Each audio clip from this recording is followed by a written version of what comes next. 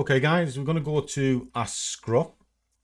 This is quite a simple question to answer, to be honest. So if I drop it down into here, it's for Luma. Salute to you, Mikey. The above video raises a further question. What I did earlier on was I was looking at key levels and whether they had any strength in them. Thank you very much. Got my coffee because we all know Scruffy likes a coffee. And whether they have any extra weight in them. And following on from that question, it is, you've seen me add levels on a 1 hour and a 15-minute chart as well. I suppose these levels are used for entry exits. They are. That's exactly what they are called. Now, what would give more value when choosing a target point? The bias given the target or the 1 hour fib level? Okay.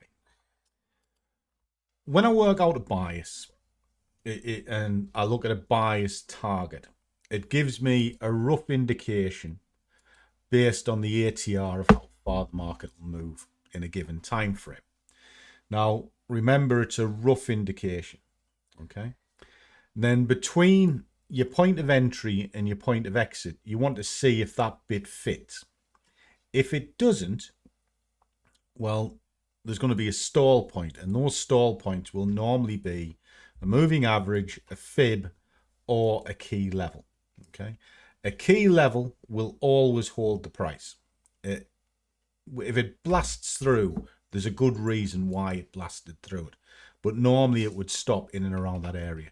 Hypothetically, it'll stop at a fib as well, and normally they bounce in and around a moving average.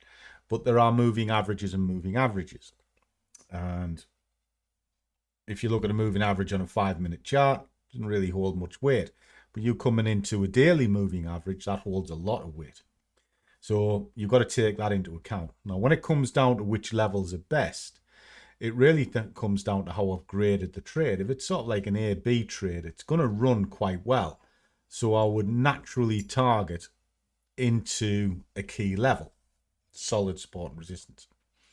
And if my pip target is there before it, I'm not greedy. I'll take the pip target and see if I can let it run a little bit further, just for a little bit extra gains. But if it says I'm scalping, then I'll use that entry exit to get out. In other words, it'll have a bit of weight on it. So as a scalp comes into it, I'll just take the money. And that's all for, because what I'm looking for is a pocket of air from my point of entry to the next barrier. And as I say, then barriers are fibs, moving averages, and key levels. Now, the higher fibs, the high time frame fibs hold more weight. But as I move down into the hourly and the 15, what I'm trying to do is fine tune the entry somewhat, just an area of interest. I can get in there, and if I only want, say, 10 pips, well, the next barrier might be 12 pips up. Well, I'll push it into the 12 pips sort of thing. And that's what I use them for. I use them just to break the chart up and give areas of interest. They're not set in stone.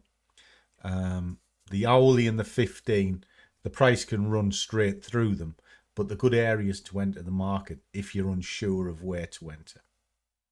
Hope that one helps. Catch you soon.